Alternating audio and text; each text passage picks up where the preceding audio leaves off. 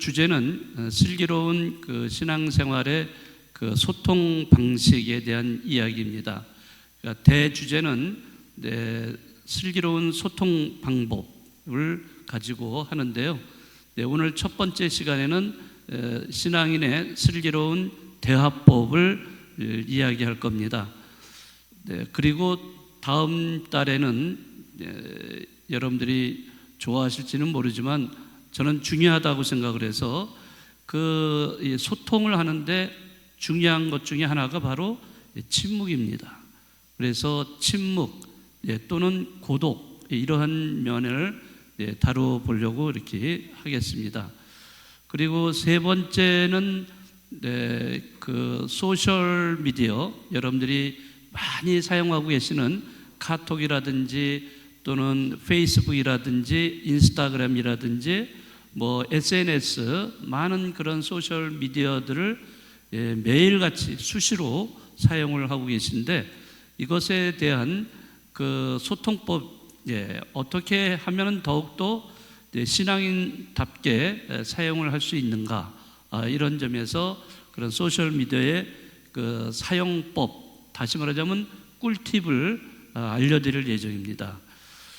뭐 나 다 하고 있는데 뭐 다 잘 알고 있는데 뭐 이렇게 말씀하시면 뭐 저도 할 말은 없는데, 그러나 우리가 그냥 사용하는 사람이 아니라 신앙인으로서 사용을 하는 사람이기 때문에 그러면 신앙인답게 사용을 하려면 어떻게 사용을 해야 될까?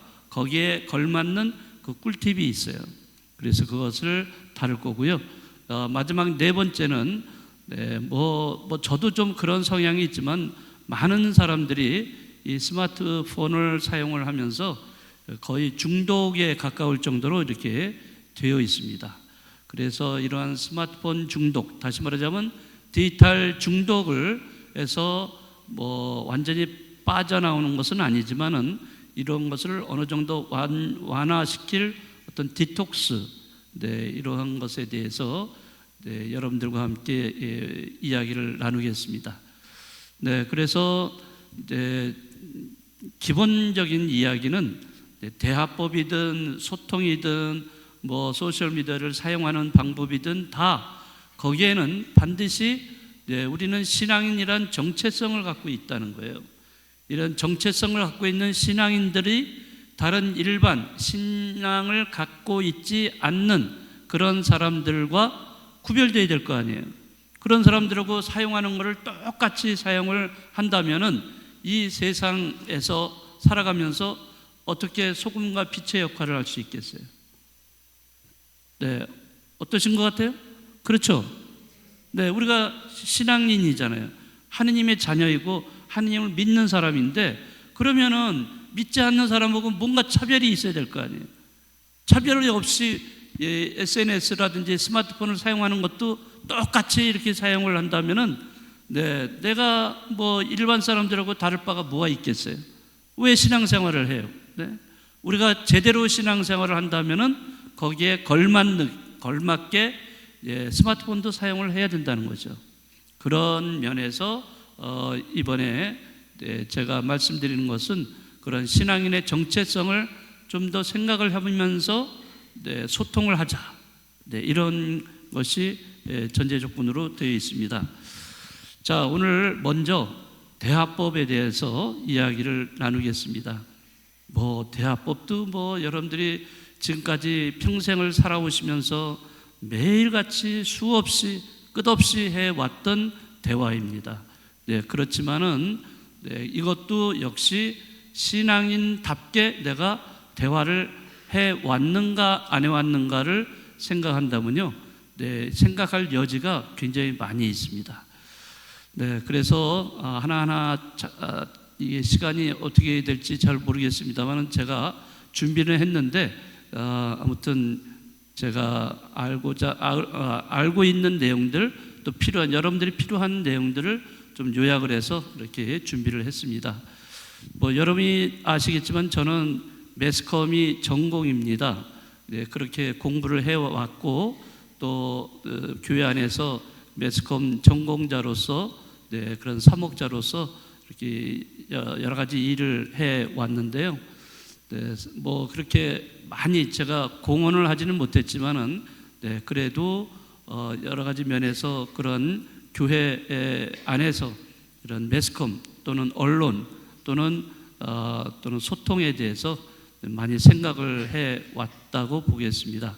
그래서 뭐 여러 가지가 많은데 네, 오늘 이 대화법에 대해서 우선 같이 이야기를 나누겠습니다.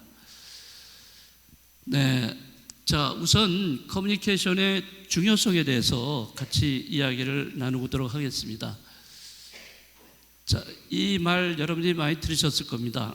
예, 즉통, 불통, 불통, 즉통. 한번 같이 읽어보겠습니까? 자, 통즉, 불통, 불통, 즉통.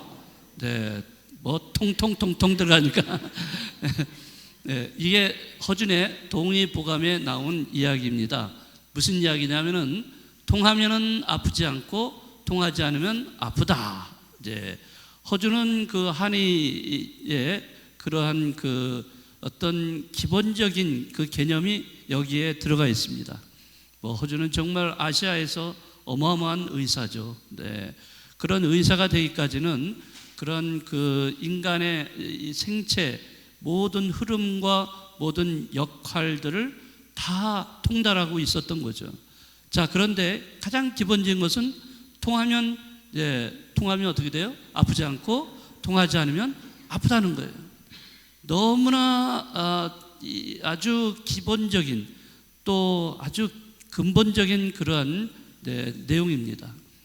이것은 우리 일단 허준이 말하는 것은 우리 인체에 대한 신체에 대한 이야기죠. 우리 몸에는 흐르는 게 있어요. 뭐가 흐르죠? 네, 피도 흐르고 또 뭐가 흘러야 돼 또? 예, 기도 흐르잖아요. 기 안 흘러요? 기 막히면 어떻게 돼요? 기가 막혀버려요. 네? 기가 막히면 큰일 납니다. 네. 그러니까 기도 흘러야 되고 피도 흘러야 돼요. 피가 흐르다가 어느 곳에 딱 가서 막히면 뭐가 돼요? 예를 들어서 동맥이 막히면은 동맥 경화 현상이 벌어지고 그 피가 제대로 흐르지 않으면 이제 심장 박동이라든지 이런 것도 문제가 되면서 결국에는 이제 어떤 뭐가 되죠? 갑자기 쇼크가 일어날 수도 있고 심장 마비가 일어날 수도 있고 그렇기 때문에 빠른 시간에 만약에 막혔다는 걸 알게 되면 빨리 응급실에 가서 이제 가면은 바로 응급실에서는요. 저도 저희 아버지를 한번 해본 적이 있는데 급한 상태에서 그 구급차가 달려왔고 가서 응급실에 이렇게 모셨을 때 그 응급실에서는 딱 보더니 벌써 막혔다는 걸 알고 금방 다른 환자들도 많았어요. 많았는데도 저희 아버지를 먼저 수술실로 모시고 가서 뭐죠? 여기 집어넣는 거예요? 스턴트인가? 네, 스텐트를 집어넣어가지고 수술을 했어요. 예. 이거는 아주 그 시간을 다투는 일이거든요. 그러니까 우리 인체도 피가 제대로 흘러야 건강한 사람이 될 수가 있는 겁니다. 그러니까 통하면은 아프지가 않습니다. 그러나 막히게 되면 병이 들게 되고 아파서 어떤 그 병으로 인해서 죽을 수도 있어요. 이거는 인체뿐만 아니라 우리 살아가는 삶도 그래요. 살다가 어디가 막혀버린다. 막히면은 병이 생긴다는 것. 다시 말하자면 문제가 생겨요. 네, 그 막힘으로 인해서 결국에는 장벽이 생기고 그 장벽이 생김으로 해서 서로 분리가 되고 단절이 생겨나게 됩니다. 그러나 서로 통하게 되면은 통하면 어떻게 돼요? 서로가 연결이 되고 연결이 되면서 모든 것이 서로 가능하게 될 수가 있습니다. 자, 여기서 소통이 잘 되는 상징적인 건축물을 제가 사진으로 보여드리고 있습니다. 뭘까요? 뭐 딱 보면 다리죠. 근데 이 다리는 그냥 다리가 아니라 어떤 다리예요? 영도 다리, 부산의 영도 다리입니다. 네, 지금은 아마 이거 사용을 하지 않는 걸로 알고 있는데요.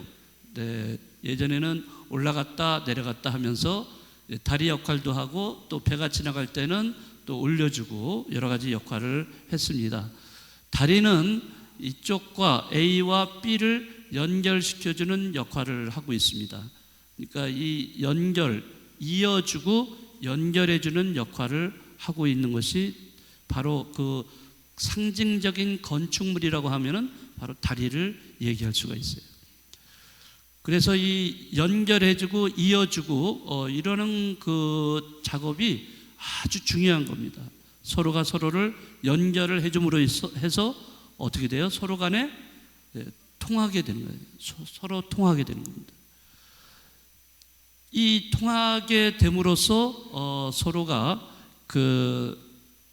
오고 갈 수 있는 여러 가지 교류가 일어날 수가 있죠.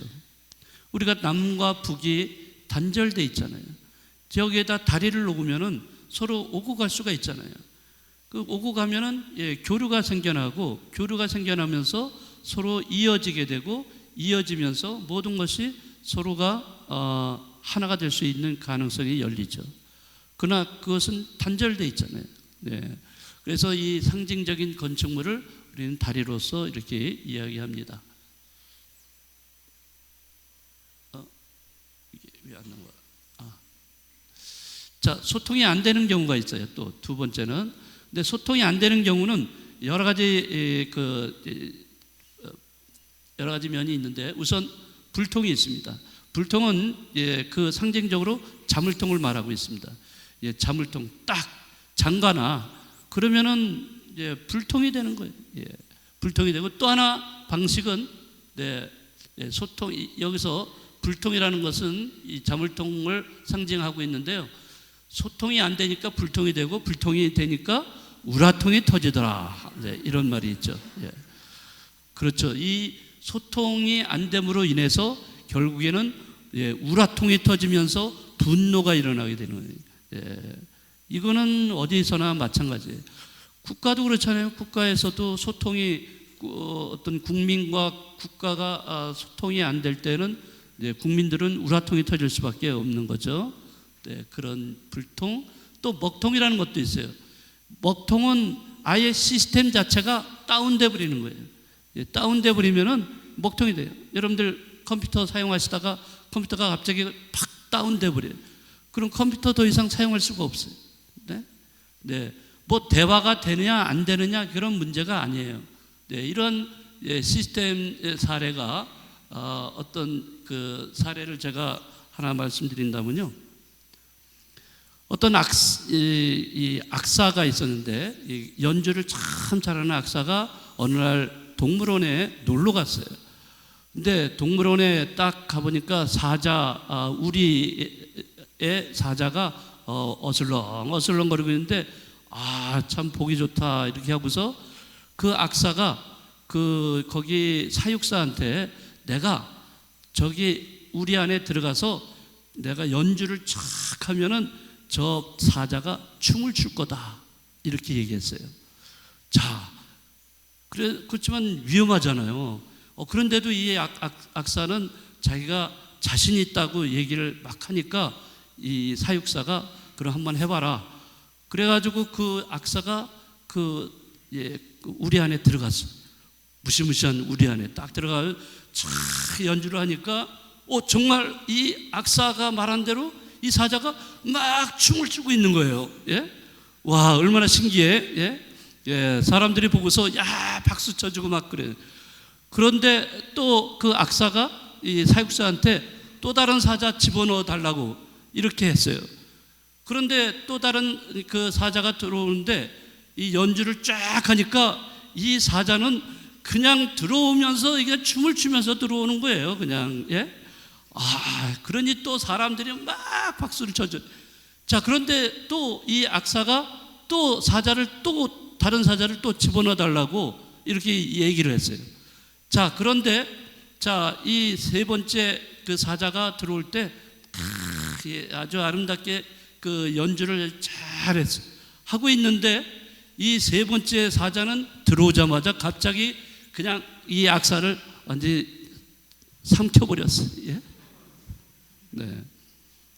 자, 왜 삼켜버렸을까요? 사자가 춤을 춰야 되는데. 네, 이 사자는 귀머거리였습니다. 귀머거리. 자, 먹통의 하나의 사례라고 제가 말씀드리고 싶은데요. 네, 이 먹통이 되어버리면 뭐 통하지도 않아요, 이거예요. 예?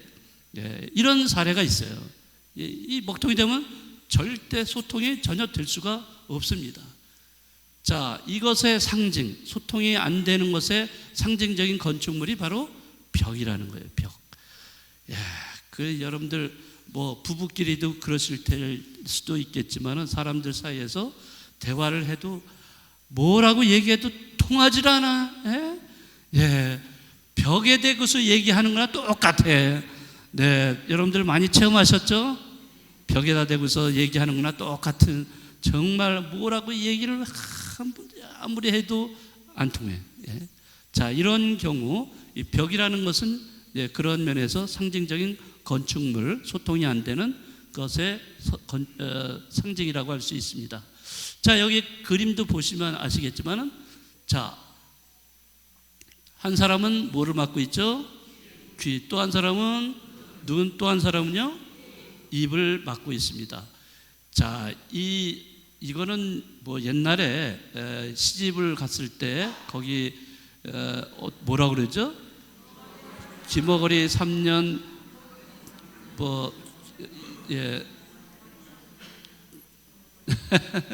네, 누님 장님이 3년 뭐 입 벙어리 3년 뭐 귀머거리 3년 뭐 이런 식으로, 그런 식으로 뭐 시집살이 뭐 하셨다고 이렇게 전해 내려오죠. 자, 그러는 것처럼 이렇게 그 지금 이런 그 통하지가 않는 모습들이 여러 가지가 있어요.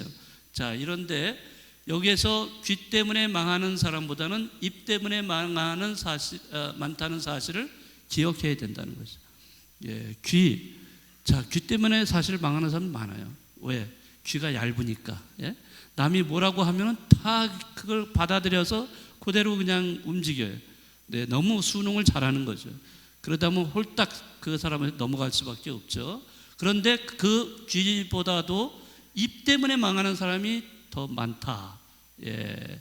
그러니까 입을 조심해야 되는데 입이 가벼워. 너무 가벼워서 그냥 계속 이렇게 그냥 말을 하다 보니까 그 입으로 인해서 그 사람의 인생이 망쳐지는 경우도 있다는 거죠. 네. 그래서 귀도 그렇고 입도 그렇고 눈도 그렇고 그렇지만은 가장 우리 인생을 망치게 하는 거는 뭐다? 입이다. 입. 그래서 뭐 어떻게 해야 돼요? 말을 잘해야 돼요. 뭐 다 아시겠지만 말을 잘해야 됩니다.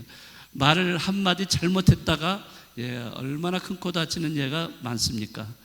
그러니까 말을 한 번 하면은 주워 담을 수도 없는 거기 때문에 이 말은 정말 자기 인격을 그대로 드러내는 것이기 때문에요.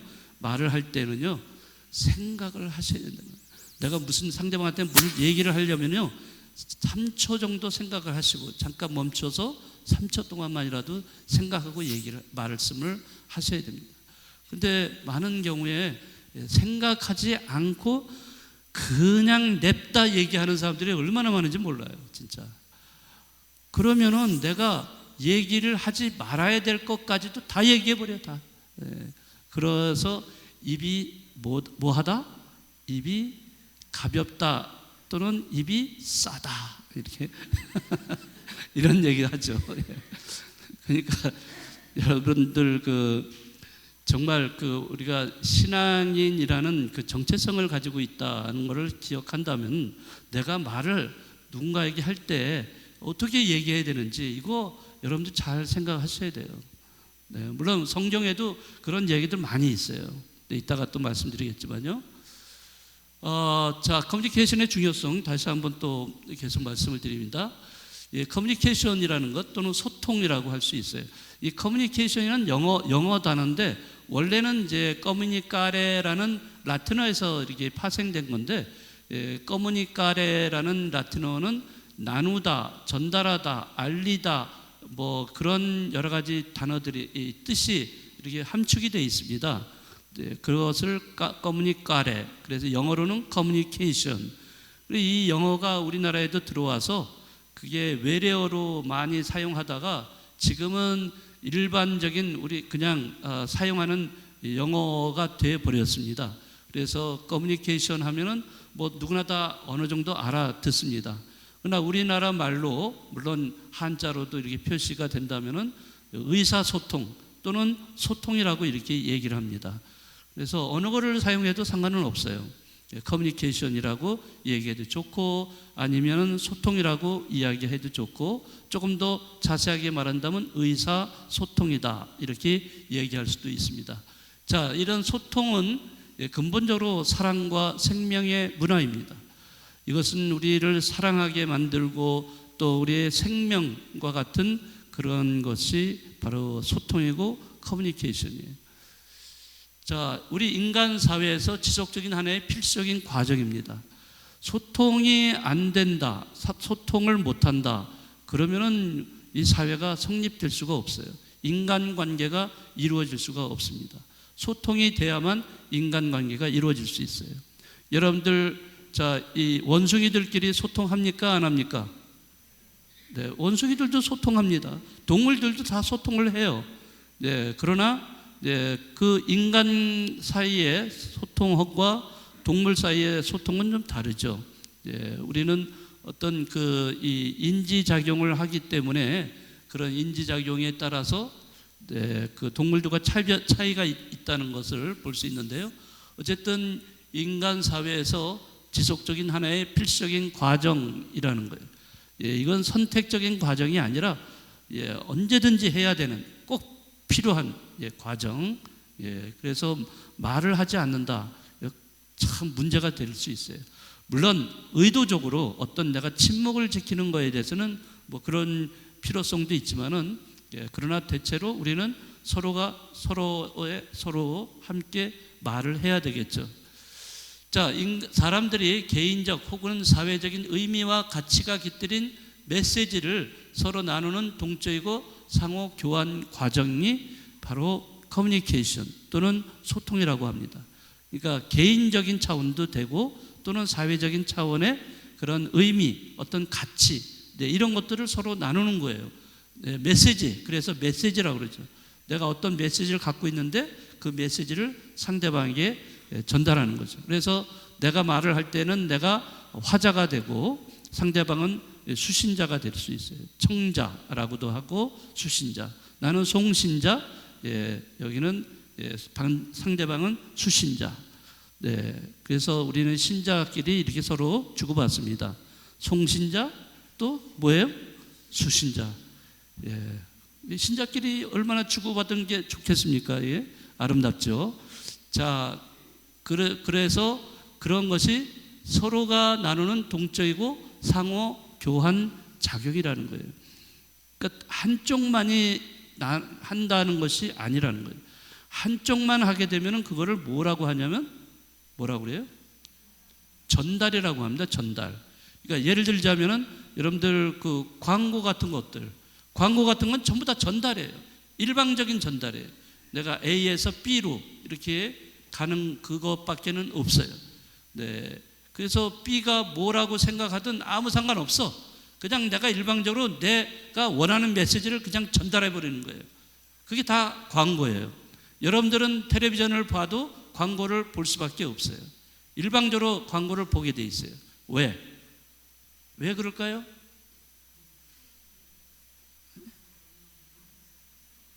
여러분들 뭐 드라마라든지 뭘 보다가 광고가 나오죠, 텔레비전에. 여러분들 광고를 안 볼 수 있나요? 다 봐야 돼. 왜요? 그 광고주는 시간을 샀어요. 시간을 샀기 때문에 그 시간에 나오는 것들을 우리는 볼 수밖에 없게 돼 있습니다. 우리는 그것을 공짜로 드라마든지 이런 거를 텔레비전을 통해서 보죠. 그렇지만은 그게 공짜가 아니라는 거예요. 공짜는 없어요. 광고를 봐야 돼요. 광고주는 그 시간을 산 거예요. 그러니까 그거를 광고를 거기다 끼워 넣는 거죠. 드라마를 보게 해주면서 광고를 집어넣는 거예요. 그러니까 일방적으로 광고를 집어넣기 때문에 우리 시청자들은 그거를 일방적으로 오는 거에 대해서 전달받는 쪽이 될 수밖에 없어요. 나 이거 안 받아 이렇게 할 수가 없다는 거죠. 그래서 이러한 것들은 이제 광고 또는 홍보 이런 것들은 다 일방적인 그런 전달이라고 할 수가 있습니다. 그러나 진정한 대화라든지 진정한 소통은 상호 교환 작용이 일어날 수밖에 없습니다.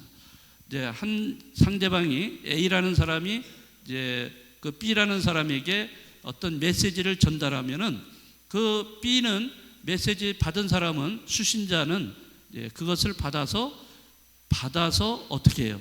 그것을 해석을 합니다. 해석을 해요. 해석을 해서 자기 것으로 만들어 버립니다.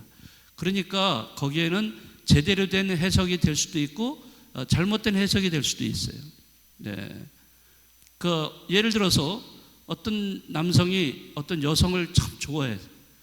너무 좋아하니까 자기 마음을 표현하고 싶어서 장미꽃을 딱 사가지고 딱 그 여성한테 가서 무릎을 꿇으면서 딱 이렇게 전달해요. 그러니까 전달받은 그 여성은 그 장미꽃을 딱 받아들고 어떨 것 같아요? 받아보신 기억이 없으신가요? 네. 예, 받으시면은 받는 쪽은 장미를 줬다는 다시 말하자면 장미 자체를 준 것도 있지만은 장미를 대신해서 뭘 줬어요? 그 사람의 마음을 준 거예요. 그러니까 그 상대방은 그거를 아는 거예요. 그러니까 다시 말하면 자기는 그 장미꽃을 받았지만은 그 메시지로서 받았지만은 그 메시지를 자기 나름대로 해석을 한 거예요. 해석을 어떻게 했냐?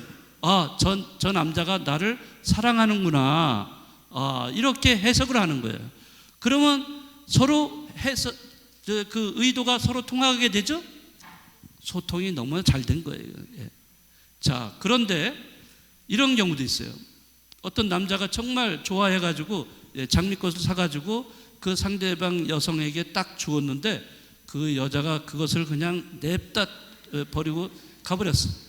왜 그랬을까요?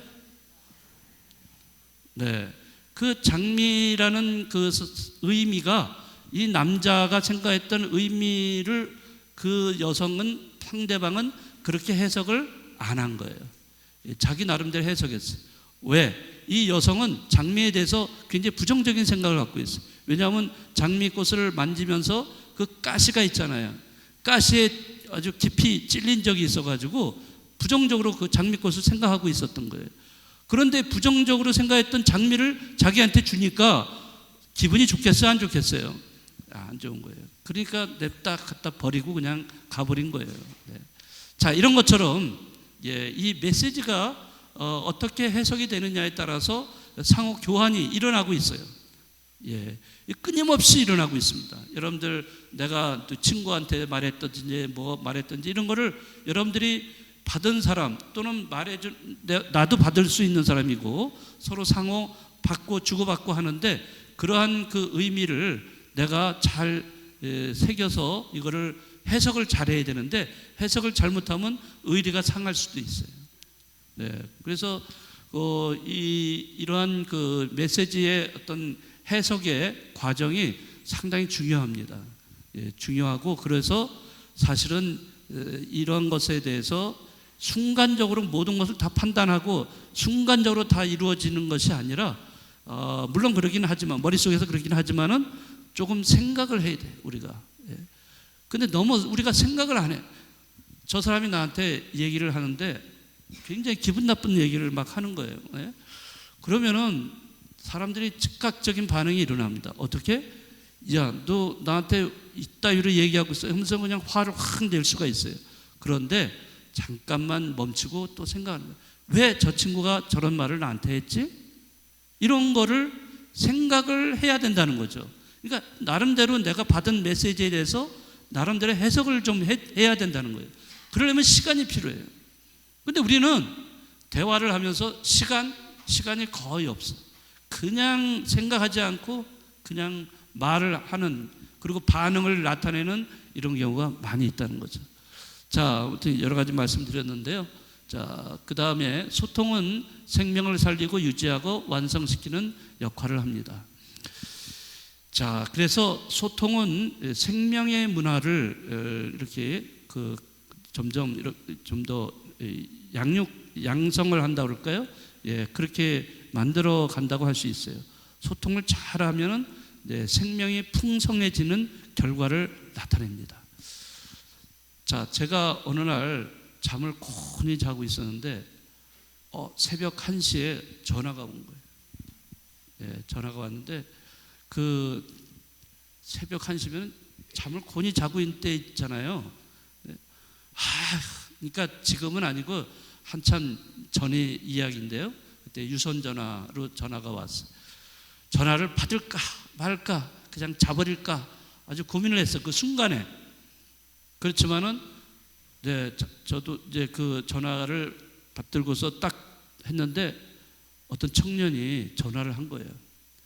전화를 해서 자기가 지금 지금 다리에서 떨어지려고 하는데 그런 지금 심각한 상황에 있는데 내가 그 신부님을 다시 한번 본당 신부님한테 한 번이라도 다시 한번 전화를 하고 다시 한번 결정하겠다라고 하고서 그 새벽에 전화를 한 거예요. 그래서 그 전화를 함으로써 연결이 이제 되면서 이제 그 여러 가지 이야기를 해 주었고 그러면서 그 친구가 그 마음을 포기를 했어요. 저는 그거를 보면서 소통이 됨으로써 생명을 살릴 수 있는 길이 생기는구나 이런 거를 느꼈어요. 그러니까 이 소통이 된다는 것은 생명을 살리게 되는 이 결과를 낳게 된다는 것을 알 수가 있습니다. 그러니까 다시 말하자면 지금 아까 극단적인 말씀을 드렸지만은 일반적으로도 여러분들이 서로 간에 대화를 나눌 때 소통이 잘 되면은 이제 서로 간에 생명력이 더 길러지는 그러한 결과가 나올 수 있다는 거죠. 자, 여기 소통을 위해서 서로 간에 노력을 하고 있습니다. 서로 연결하기 위해서 돌을 쌓고 그러죠. 이어지는 역할을 하고 있습니다. 자, 듣는 수준에 대해서 여러분들 5가지 단계의 유형이 있다는 것을 한번 생각해 보시기 바랍니다. 우선 첫 번째 단계, 가장 낮은 수준으로 아예 말을 안 듣는 불통의 단계가 있습니다. 이거는 상대방의 말을 무시하고 자기 고집만 앞세우는 그런 유형입니다. 이런 불통은 하고 누가 대화하겠어요? 불통하고는 잘 대화할 필요도 안 느끼고 한번 저 사람은 말이 통하지 않는 사람이구나. 그러면 어떻게 돼요? 그 다음부터 안 만나요. 그런 사람들 있어요. 정말 자기 얘기만 하고 나 상대방을 무시하고 그런 사람이라면 사람들이 가까이 하지 않습니다.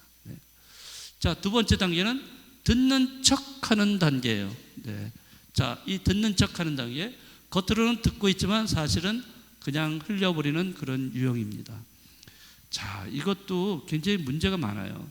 이것은 듣는 척한다 하는 것은 상대방을 인격적으로 대해주지를 않는 거예요. 그러니까 그냥 자기 몸만 이렇게 와 있고 생각은 딴 데가 있는 거예요. 제가 예전에도 한번 말씀드렸는데 그걸 뭐라고 그러죠? 유체 이탈이다 이렇게 말씀드린 적이 있습니다. 유체 이탈이에요. 몸은 있는데 생각은 딴 데로 가 있어요. 자, 여러분들 강론 들으실 때 그러시진 않으시죠? 여러분들은 저는 다른 본당에서 별로 그렇게 반응을 못 들었는데 우리 신자분들은 제가 말씀드리면 아멘. 이거 아주 응답을 참 잘해 주셔서 근데 여러분들이 또 아주 별로 이렇게 느낌이 없는데도 그냥 자연스럽게 아멘 이렇게 하시는 거 아니겠죠? 제가 속아 넘어가는 건 아니겠죠? 네. 자, 이렇게 그 흘려듣는 이런 유형이 있습니다. 자, 세 번째는 선택적으로 듣는 단계가 있어요. 선택을 해서. 자, 상대방이 말을 하고 있는데 그거를 온전하게 다 받아들이기보다는 내가 필요한 것만 딱딱 받아들여요. 자, 이런 단계는 이제 만나고 싶은 사람만 만나고 듣고 싶은 얘기만 듣는 유형인데요. 자, 이런 선택적인 그런 경청은 오해의 소지가 있습니다.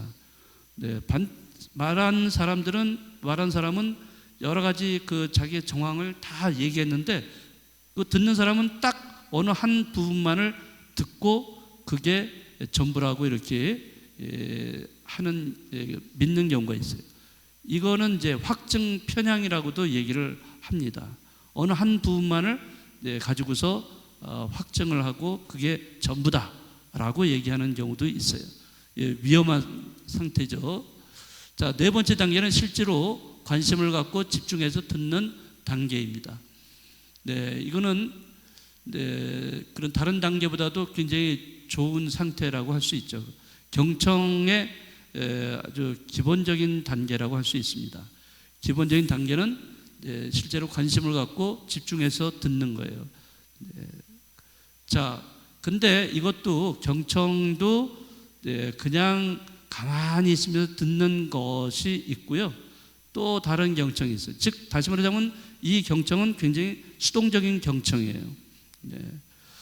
자, 이렇게 듣기만 하면은 상대방이 들어주는 건 좋은데 재미가 없어요. 내가 말한 게 재미없나? 의미가 별로 없는 것 같다라고 생각하면서도 말을 하게 돼버려요. 그러니까 말하는 사람들이 기운이 빠져. 자, 그런데 이제 다섯 번째 단계로서는 마음으로 듣는 단계입니다. 가장 바람직한 단계가 마음으로 듣는 단계입니다. 자, 들음으로써 무언가 만들어내거나 뭔가 깨닫기도 하고 어떤 말 한마디에 인생의 물꼬가 바뀌는 그런 유형이라고 할 수 있습니다. 온 마음을 다해서 그 상대방의 말을 받아주는 거예요. 자, 이렇게 받아줄 때 나도 그 상대방의 말을 통해서 내가 변화될 수 있고 상대방도 내가 온전하게 그 자기 말을 받아줌으로 인해서 여기선 신뢰가 싹틀 수가 있어요. 이 신뢰가 싹트게 되면은 그 상대방은요, 대화를 할 때 저 사람이 내 말을 다 믿어준다라고 생각하는 순간 그 사람은요, 자기가 그 정말 마음을 열고서 계속 말을 하게 됩니다. 뭐 다 체험을 하셨을 거예요. 상대방이 그 온전하게 듣는 그런 마음으로 듣는 단계에 이르게 되면은 그 자기의 뭐 이쪽에서 뭐 물어보지 않아도 자기가 다 털어놔. 다 있는 걸 다 털어놓습니다. 그 왜 털어놓냐? 신뢰하기 때문에 그렇습니다. 신뢰하는 사람에게는 털어놓을 수가 있어요. 근데 신뢰하지 못하는 사람한테는 아주 부분적인 거, 아주 일부분만 딱 비치고 그 다음엔 말을 하지 않습니다. 자기 속마음을 보여주지를 않는 거죠.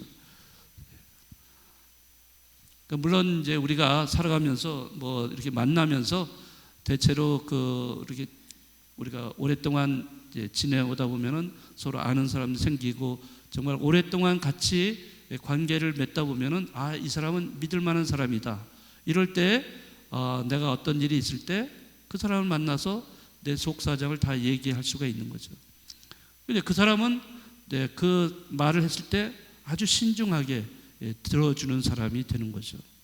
그럴 때는 내가 마음을 다 열고 얘기할 수가 있는데 저 사람이 내 말을 뭐 듣는 둥 마는 둥 하고 이렇다. 그러면 누가 그 얘기를 하겠습니까? 자, 이 5단계 경청은 이제 어디에서 또 우리가 이루어지냐면 저기 고백소에서 이루어집니다.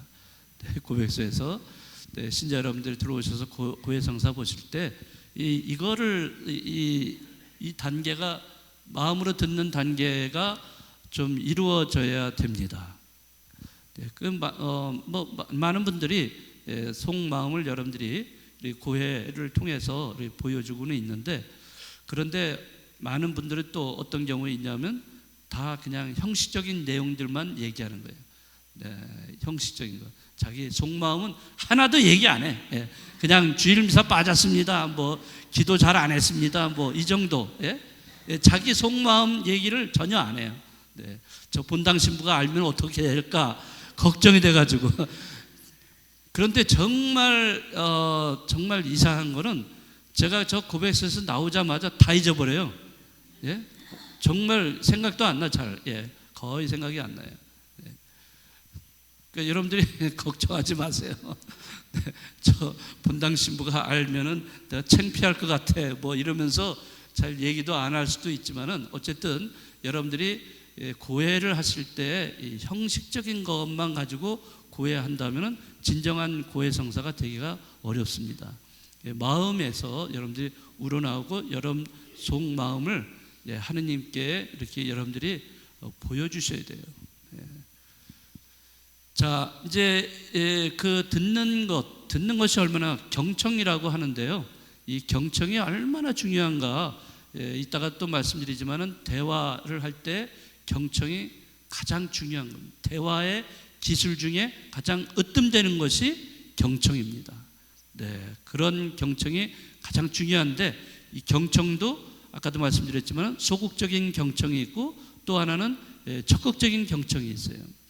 예, 그런데 소극적인 경청은 아까도 그냥 저기 말씀드렸죠. 가만히 반응이 없어 들으면서 뭐가 반응이 있어야 되는데 가만히 앉아서 듣고 이런 거. 예. 그렇다고 해서 제가 뭐 아멘, 아멘 이렇게 하라고 말씀드리는 게 아니고, 네, 이런 그 4단계만으로 머물지 말고 5단계까지 마음으로 듣는 이런 경청, 네, 그런 것이 됐으면 좋겠습니다. 자, 소통의 달인이 되는 세 가지 비결을 이제 지금부터 본격적으로 말씀을 드리겠습니다. 여러분들도 소통의 달인이 되실 수가 있습니다. 자, 첫 번째, 신뢰받는 사람이 되어야 합니다. 뭐 당연하죠. 아까도 제가 신뢰에 대한 말씀을 드렸는데, 네, 신뢰받는 사람, 이런 사람이 되어야 된다는 것. 자, 이 신뢰받기 위해서는 언행 일치가 되어야 됩니다. 그 사람이 말한 거가 그 사람은 말한 대로 실천을 한다, 이런 것이 딱 입증이 되면은, 네, 알게 되면은 그 사람에게 그 사람을 신뢰할 수가 있죠. 네. 무슨 말을 서로 했는데 그 말을 딱 지키는 거예요. 저 사람은 믿을 만한 사람. 네, 그렇잖아요. 뭐 당연하죠. 이런 믿을 만한 사람, 신뢰를 가질 수가 있는 거죠. 솔선수범하는 사람도 마찬가지고 도덕적 권위를 또 세워야 한다는 거죠. 저 사람이 도덕적이고 또 윤리적으로 별로 그렇게 미치지 못하는 수준이 안 되는 이런 사람들에게는 신뢰할 수가 없는 거죠. 그래서 신뢰를 하는, 신뢰받는 사람이 돼야 그 달인이 될 수가 있어요. 내가 무슨 말을 할 때 상대방이 잘 듣고 저 사람 말은 무조건 따르는 거, 이런 거를 할 수가 있습니다. 자, 그 다음에 높은 공감 능력을 보여야 한다. 예, 이거 정말 공감한다는 것은 굉장히 중요하다고 생각합니다. 공감을 하지 않으면은 대화가 되지가 않습니다. 예, 상대방의 마음과 생각을 제대로 읽어낼 줄을 알아야 된다는 거예요. 아까도 말씀드렸지만 그 메시지를 읽어내야 됩니다. 해석을 해야 돼요. 해석을, 그 상대방이 왜 저런 말을 하고 있는가를 해석을 잘 해내야 돼요. 그래서 상대방을 이해해 줄 수가 있어요. 그 상대방을 이해할 때 비로소 공감이 가능합니다. 공감을 하게 되는 상태가 되면은 그 상대방은 자기를 공감해 주는구나, 자기를 이해해 주는구나 하고서 이 말이 더 잘 될 수가 있죠. 네, 그래서 공감 능력을 보여줘야 됩니다. 상대방이 처한 상황을 그러니까 알아야 돼요.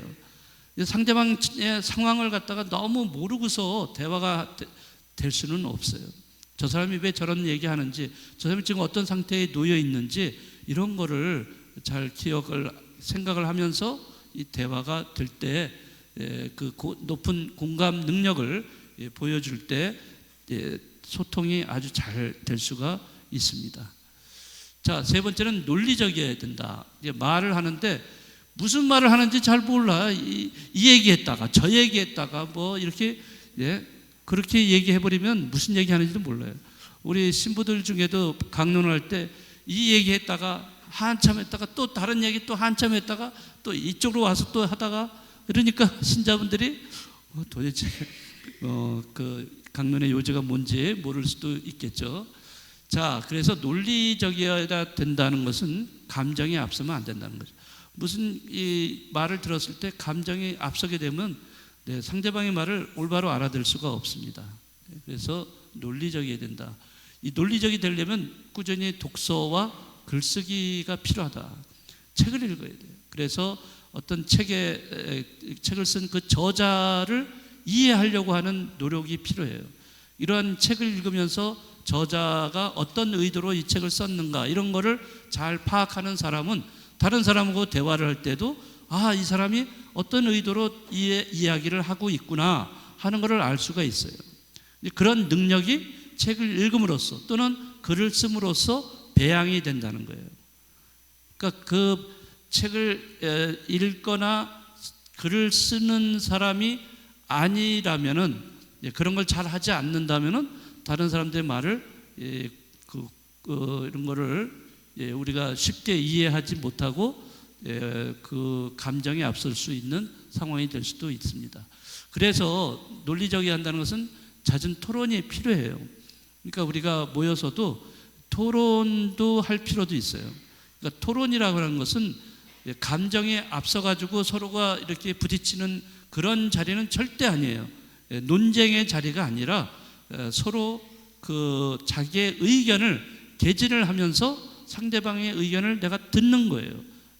그런 자리, 그래서 중지를 모을 수 있는 그런 자리가 토론의 자리인데, 그런 이런 토론을 통해서 논리적으로 이렇게 우리가 듣고 말할 수 있는 능력이 배양이 될 수 있어요. 자, 요즘 그 요한복음에 보면은 예수님께서 누구하고 논쟁을 벌이시죠? 네, 오늘 복음도 나오잖아요. 오늘 복음에서도 예수님이 하고 유다인들하고 논쟁을 벌이잖아요. 그런데 이 예수님이 말씀하시는 것은 영적인 차원의 얘기를 하고 계신데, 이 유다인들은 거의 영적인 건 거의 생각 안 하고 육체적인 것만 생각하는 거예요. 육체적인 것. 그러니까 이게 예수님과 그 당시 유다인들이 이 코드가 안 맞는 거예요. 이게 다시 말하자면 해석을 잘못하고 있는 거죠. 그렇게 안 맞기 때문에 그 유다인들은 결국에 그 예수님을 처단하려고 결국엔 그렇게 배척을 하죠. 자, 이런 것처럼 우리가 소통의 달인이 되려면 신뢰받는 사람이 되고 높은 상대방에 대해서 공감 능력이 있어야 되고, 그리고 논리적이어야 된다. 이런 것만 잘 갖추시면은 여러분들은 소통의 달인이 될 수가 있습니다. 자, 소통의 달인 바로 다름이 아니라 예수님이세요. 성경을 여러분들이 철저하게 읽어보셨으면 예수님이 얼마나 말씀을 너무나 잘 하시는지 알 수 있어요. 여러분들 엊그제인가 3일 전인가 죄 많은 그 가늠한 여인에 대한 이야기 나오죠? 그 사실 그 율법학자 바리사이들이 이 가늠한 현장에서 들킨 가늠한 여성을 끌고 와가지고, 자, 예수님 앞에다가 딱 무릎 꿇혀놓고서 이야기하잖아요. 저 여자를 율법에 따라서 돌로 쳐서 죽여야 됩니까? 아니면 당신이 그동안 외쳐왔던 사랑을 외쳐왔는데 그러면 놓아줘야 됩니까? 이렇게 질문하는 거예요. 그러면 이 질문에는 무슨 의도가 있냐면은, 자, 예수님이 만약에 율법에 따라서 처단을 해라, 죽여라 이렇게 말했다면은, 그러면 예수님은 그 공생활 중에 사랑을 외치셨는데 그거 당신이 하신 일을 다 무시하게 되는 거예요. 그렇다고 해서 예를 들어 그리고 이 여자를 놔줘라, 내가 사랑을 외치는 사람이니까 놔줘라 이렇게 해버린다면 율법에 어긋나는 사람이 되어버리는 거예요. 그러니까 진퇴양난의 그러한 상황에 빠져 있는 것인데, 아주 지혜롭게 예수님이 그것을 해결하시잖아요. 어떻게 하십니까? 예수님이 땅에다가 뭔가를 쓰셨죠. 그리고 침묵을 지키셨습니다.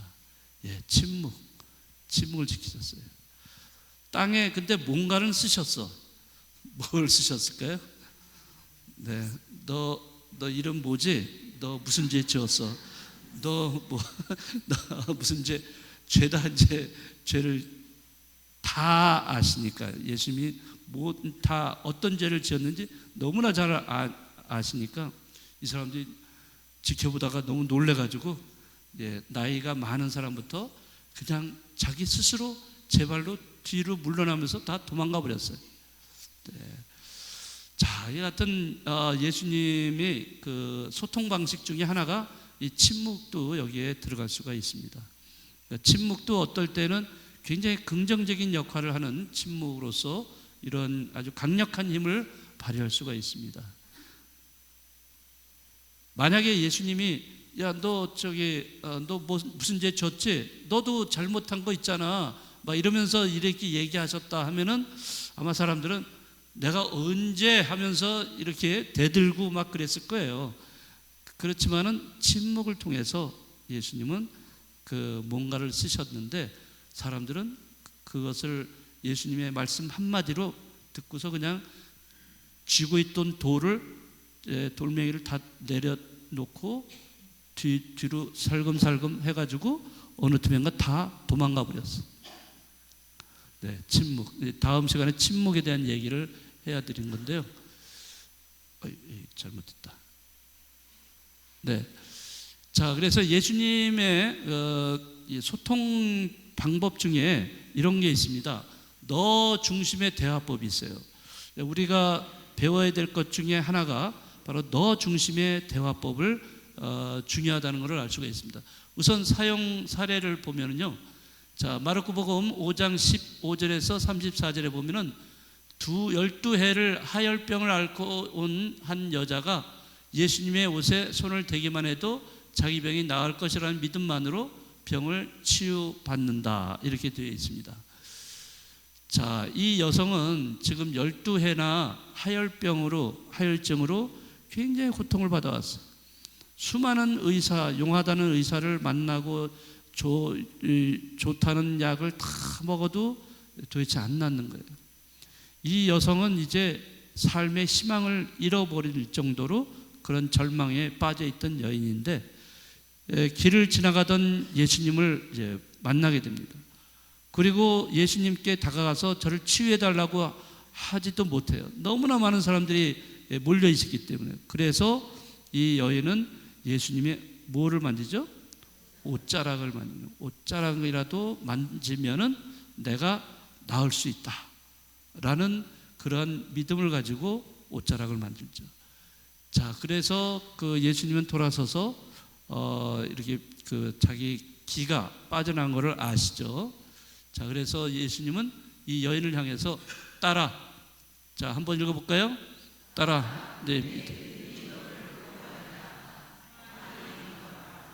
자, 이 말씀을 가만히 생각해 보세요.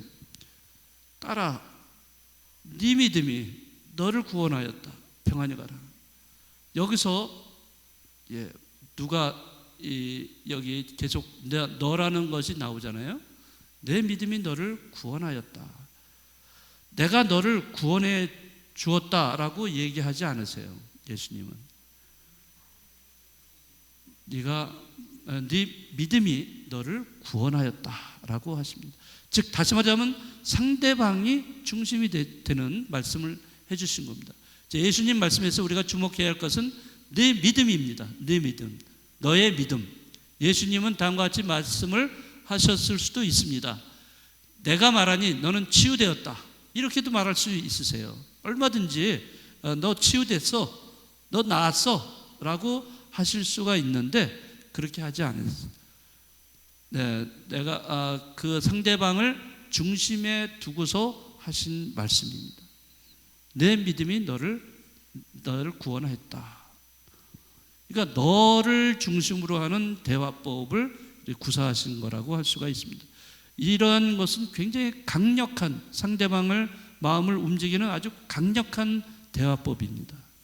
그러니까 여러분들이 대화를 하실 때 우리가 대부분 그래요. 대화를 하는 그 주체는 나예요. 내가 대화를 하는 거예요. 내가 말하는 거예요. 내가 말하니까 내가 모든 것의 주체가 되는 거예요. 예. 그렇게 상대방에게 말을 전하는 겁니다. 자, 그런 대부분이 그런데 상대방을 중심에 두고서 대화를 해보세요. 그러면 벌써 의미가 달라지고 분위기가 달라집니다. 예. 자, 이런 예도 있고요. 또 하나 사례는 너 중심의 대화법으로 마르코복음 10장 46절에서 52절, 여기에는 바르티메오라는 시각장애인이 예수님을 여기 또 더 있네. 예수님을 다윗의 자손이라고 부릅니다. 예수님이 길거리 지나가시는데 이 눈먼 바르티메오가 예수님께 달려와가지고 예수님 저 눈을 뜨게 해주십시오 이렇게 하지 않았어요. 예수님 뭐라고 불렀어요? 다윗의 자손이라고 불렀습니다. 다윗의 자손이라고 부른 것은 무슨 의미냐 하면은, 자, 그 예수님을 메시아로 인정을 하고 있다는 거예요. 네, 그 다윗의 자손이라는 말은 거기에는 이런 것이 포함이 다 되어 있는 겁니다. 자, 그러니까 그것을 이 사람은 예수님을 메시아로 인정을 했어요. 그러면서 그거는 남들이 뭐라고 하든 큰 소리로 자비를 베풀어 달라고 이렇게 호소를 하고 있습니다. 그래서 예수님은 그에게 뭐라고 했어요? 네, 아까 그 하여라는 여인과 같은 그 여인에게 향한 말씀과 똑같죠. 가거라, 내 믿음이 너를 구원하였다. 똑같은 말씀. 네, 내가 너를 치유해 주었다 이런 얘기가 아니라 내 믿음이 너를 구원하였다. 자, 이렇게 너를 중심으로 한 대화법을 이렇게 쓰신다는 거죠. 예, 그래서 시각장애인 바르티메오가 다시 보게 된 것은 예수님 자신의 능력 덕분이기도 하지만 예수님은 그의 믿음으로 말미암은 것이다 라고 말씀을 해 주신 거예요. 그러니까 이 사람은 이제 앞을 보게 됐는데, 앞을 보게 된 것도 굉장히 정말로 자기에게는 큰 기적이지만은 내 믿음이 너를 구원하였다. 자기가 믿음을, 이렇게 큰 믿음을 갖게 됐다는 것을 깨달은 거죠. 예. 그런 그 대화법으로 인해서 그 상대방은 자기 스스로가 자기 믿음을 확인을 하게 되는 거죠. 네, 더 큰 믿음이라는 것을. 자, 이래서 오히려 너를 중심, 상대방을 중심으로 해서 이렇게 대화를 하게 되면은 굉장히 큰 그 대화의 효과가 나타날 수 있다는 것을 알 수가 있습니다. 네. 자, 소통이 무엇인가? 네, 소통은 소중하니까 통한다 이런 얘기 있습니다. 예, 소중하니까 통한다. 네, 소중하게 생각을 하면은 통하게 돼 있어요. 상대방을 존중하고 상대방을 배려하고, 네, 상대방을 귀하게 여긴다면은 다 소통이 아주 잘 될 수밖에 없습니다. 네, 부부간에도 그러실 거고 부모와 자녀간에도 그럴 거예요. 서로 배려해주고, 예, 서로 또 위해주고, 네, 존중해준다면은, 네, 거기에서 소통은 자연적으로 잘 일어날 수밖에 없을 겁니다. 네. 자, 예수님의 소통 방식, 첫 번째 소통 방식은 관심이에요. 관심. 이 관심을 갖고 있느냐 없느냐에 따라서 소통이 제대로 이루어지느냐 이루어지지 않느냐가 결정이 됩니다. 관심은 예수님이 보여주신 커뮤니케이션의 원천이라고 할 수 있어요. 자, 이 예수님은 뭐든지 그 관심을 가지시고 많은 관찰을 하셨어요. 그냥 지나치는 법이 없어요. 예를 들어서 씨 뿌리는 사람의 비유 이야기 같은 거, 이런 것도 다 그 당시에 농사 짓는 그런 문화였잖아요. 씨 그냥 뿌리는 거, 예. 그런데 지나가면서 예수님은 그냥 보지 않으시고 그거를 눈여겨보시고 관심을 가지시고 그거를 가지고 하느님 나라가 바로 씨 뿌리는 사람과 같다라고 이렇게 말씀을 하시죠. 그러니까 그 관심, 또 상대방에 대한 관심, 예, 이런 관심을 통해서 커뮤니케이션이 이루어진다는 것을 알 수가 있습니다. 관심은 그 어떤 대화 방법보다도 더 많은 존경과 배려와 가치를 전달하게 됩니다. 그래서 관심을 받은 사람은 갑자기 자기가 중요하게 느껴지고 가치를 갖게 되고 존재한다는 느낌을 받게 됩니다. 예를 들어서 성경에서 루카복음에 보면은 루카복음 19장에 무슨 얘기가 나오냐면 회개에 대한 이야기가 나옵니다. 그 회개의 대표적인 사례가 뭐죠? 누구 이야기예요? 세관장인 zakhe오죠. zakhe오가 바로 이 사례에 들어갈 수 있어요. zakhe오는 세관장, 그러니까 주변에 다른 사람들한테 매국노라는 얘기를 듣죠. 왜냐하면 로마의 하수인이니까. 로마의 대신에 그 민족 그 백성들한테 세금을 거두어 가지고 로마에다 갖다 바치는 역할을 하기 때문에 하수인이고, 그래서 매국노다. 그러니까 누구예요? zakhe오는 돈이 아무리 많이 있다 하더라도, 부자인데도 불구하고 그는 외로워. 그 외로움의 상징적인 것이 그 사람은 키가 작은 걸로 나타납니다. 그 키가 작기 때문에 사람들 틈에 낄 수가 없어요. 예수님이 오셨는데 예수님 만나보고 싶어요. 왜? 늘 마음이 공허한 채로 살아왔고 인생의 의미가 별로 없었어요. 아무리 돈이 많이 있다 하더라도 주변에 이웃이 없어. 그 혼자 사는 건 마찬가지예요. 이런 사람이 예수님이 온다고 하니까 예수님 만나려고 합니다. 그럴 때 예수님을 보기 위해서 자기가 키가 작으니까 무화과나무 위로 올라가잖아요. 그럴 때 예수님이 지나가시다가 바로 발견을 하시죠. 자, zakhe오야, 어서 내려오너라. 자, 이렇게 부르시잖아요. 관심을 가지죠. 이렇게 관심을 가짐으로 인해서 zakhe오는 자기 자신이 변화가 일어나요. 자기 삶에 변화가 일어납니다. 그러니까 자기가 왜 이제 중요한 존재로 자기가 느껴지기 때문에. 다른 사람들은 자기 존재에 대해서 하찮게 생각하고 이웃으로 생각하지 않았는데 예수님은 자기에게 관심을 갖고 자기 존재를 인정해 주는 분이셨기 때문에, 그래서 자기 존재의 어떤 가치 이런 거를 느끼게 된 거죠. 관심을 갖는다는 것은 굉장히 중요한 거죠. 관심을 가짐으로써 그 한 인간의 생명까지도 구할 수가 있는 거죠. 예를 들어서 또 착한 사마리아 사람 비유 이야기도 그렇잖아요. 그 도둑 맞아가지고 길거리에서 죽어가는 사람이 있는데 두 사람은 지나가 버리고 또 한 사람은 그 사마리아 사람인데 와가지고는 어떻게 해요? 지나갑니까? 그 사람은 지나치지 않고 다가갑니다. 왜 다가가요? 관심을 갖고 있기 때문에 다가가는 거예요. 관심을 가짐으로 인해서 결국에는 가까이 다가가게 되고, 가까이 다가가서 그 사람을 치유해주고, 그래서 죽을 사람을 낫게 해주어서 이러한 사랑을 베풀어준 사례라고 할 수가 있죠.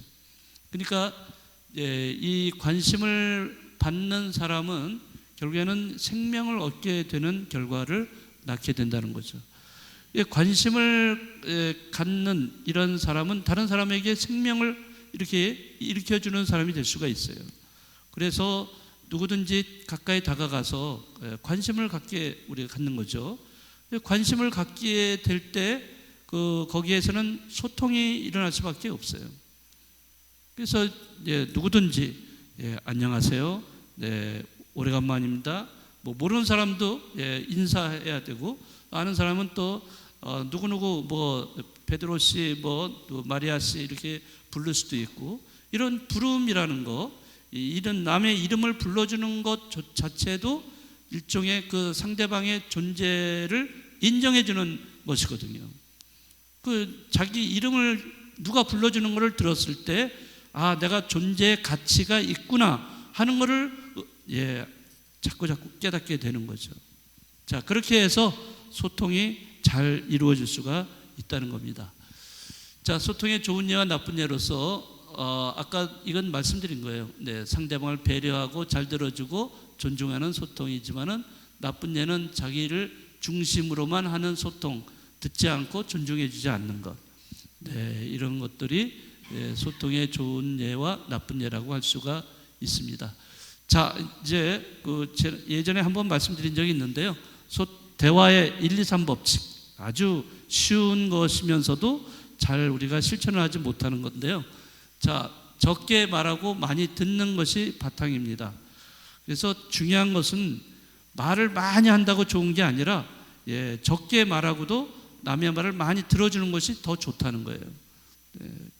정말 그렇게 하고 계신가요? 사람마다 다 다르긴 한데 저도 예전엔 그렇게 말을 별로 많이 안 했어요. 근데 언젠가부터 막 수다를 떨게 되고 저도 제가 이렇게 변할 줄은 저도 몰랐어요. 우리 자매님들하고 이렇게 있어도 아주 어색하지 않게 같이 대화도 나누고 좀 뻔뻔해진 것 같기도 하고 네. 근데 어쨌든 말을 적게 하고 많이 듣는 게 정말 중요하다는 거. 사람들은 말을 잘 하는 사람보다는 말을 잘 들어주는 사람을 더 좋아합니다. 네. 그러니까 이 말을 많이 잘 들어주는 사람일수록 나를 좋아하는 사람들이 많이 생길 수가 있는 거죠. 자, 그래서 눈은 둘, 귀는 둘, 입은 하나니까 많이 보고 많이 듣고 조금만 말하라. 영국 속담입니다. 우리 귀가 둘이 있고 눈도 둘이 있고 그렇지만 입은 하나잖아요. 자, 그러니까 많이 보고 많이 듣고 또 그렇지만은 조금만 말한다. 그래 아까 이거 말한 것처럼 적게 말하고 많이 듣는 것을 의미할 수 있습니다. 자, 1, 2, 3 법칙, 1, 2, 3 합법은 첫째는 1분간 자기가 하고 싶은 말을 하는 거예요. 1분간만 자기가 하고 싶은 말을 하고 2분 동안 상대방의 말을 들어준다. 그리고 상대방의 말에 3번 맞장구 쳐주는 거예요. 자, 이 맞장구 쳐주는 게 적극적인 경청입니다. 상대방의 말을 들어주는 것은 소극적인 경청이에요. 그러니까 어쨌든 경청도 좋은 거죠. 자, 1분간 자기가 말을 1분간만 하라는 거예요. 그리고 2분간 들어주고 3번은 상대방의 말에 3번 맞장구 쳐준다. 그래요? 정말이에요? 야, 정말 안 됐네요. 뭐 하면서 이렇게 그냥 뭐라고 그래요? 말할 때 무슨 춤사위라고 그러나? 춤새를 해주는 춤사위라고 그래. 그런 것, 추임새 이런 거를 해주는으로써 상대방이 더 기분이 좋아져가지고 안 할 말도 죄다 해요, 그냥. 그러니까 얼마나 간단한 법칙이에요. 대화의 1, 2, 3 법칙. 자, 뭐라고요? 대화의 1, 2, 3 법칙. 1분 말하고 2분 들어주고 상대방의 3번 맞장구 쳐주기. 자, 이렇게 하면은 여러분들 소통에 다 달인이 될 수가 있습니다. 소통의 범주가 이렇게 조금 좀 길어졌는데요. 좀 하나만 얘기하고 끝내죠. 자, 일반 커뮤니케이션에서 커뮤니케이션이 전체적으로 자아 커뮤니케이션이 있고요. 내적, 내 마음속에서 일어나는 소통. 그 다음에 대인 커뮤니케이션, 서로 면대면으로 소통을 하고 집단 커뮤니케이션이 있고 그 다음에 매스 커뮤니케이션이 있고 그 다음에 글로벌 커뮤니케이션이 있습니다. 자, 이건 일반적인 커뮤니케이션의 이런 분류인데요. 또 하나는 종교 커뮤니케이션을 생각하면은 종교는 뭐 불교, 개신교, 우리 천주교, 뭐 유교 많죠. 자, 여기서 우리가 교회 커뮤니케이션이 있고 또 더 좁게는 본당 커뮤니케이션이 있고 더 좁게는 사목 커뮤니케이션 또는 선교 커뮤니케이션 이렇게 나눌 수가 있습니다. 자, 그리고 또 하나 나누는 것은 오프라인 커뮤니케이션과 온라인 커뮤니케이션으로 나눌 수 있어요.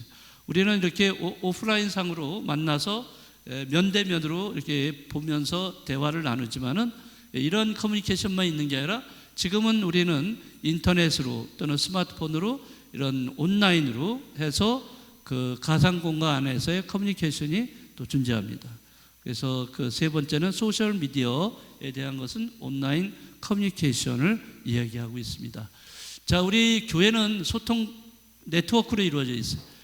전례, 기도, 강론, 교리, 사목, 본당 행사, 뭐 소동제 모임, 단체 활동 모든 게 다 커뮤니케이션이에요. 소통이에요. 커뮤니케이션.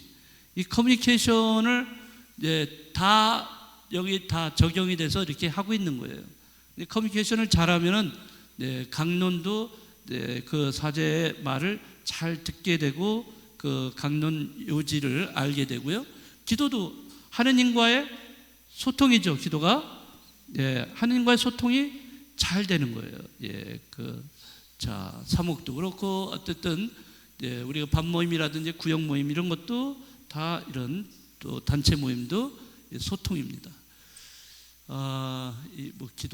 기도는 뭐 하느님과 나와의 관계, 쌍방향의 소통이라는 거 아시죠? 하느님한테 일방적으로 내가 기도하는 것, 일방적인 것이 아니라 하느님도 우리에게 말씀을 해주실 기회를 주셔야 돼요.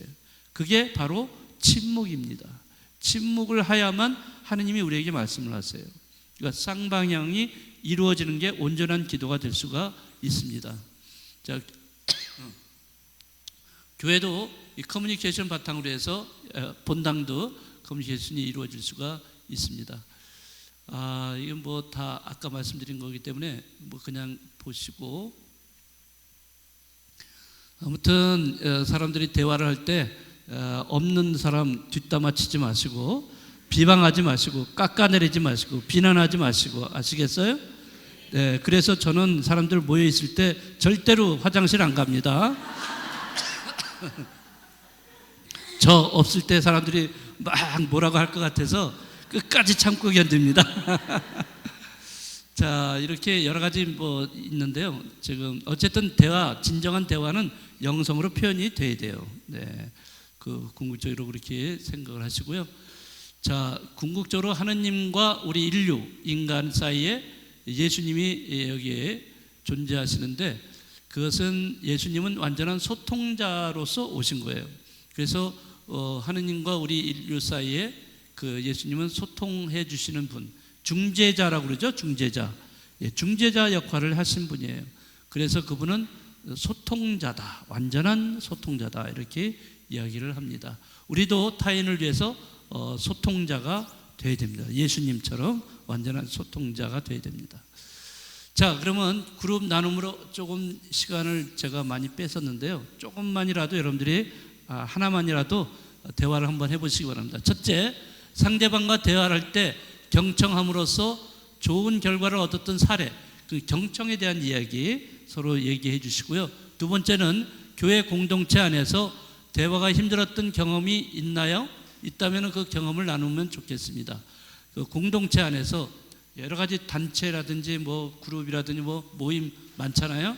그 안에서 대화가 힘들었을 때가 언제였던가, 이런 거를 같이 이야기 나눠주시면 되겠습니다. 그러면은 오늘 대화법, 슬기로운 우리 신자들의 대화법을 이것으로 마치도록 하겠습니다. 감사합니다.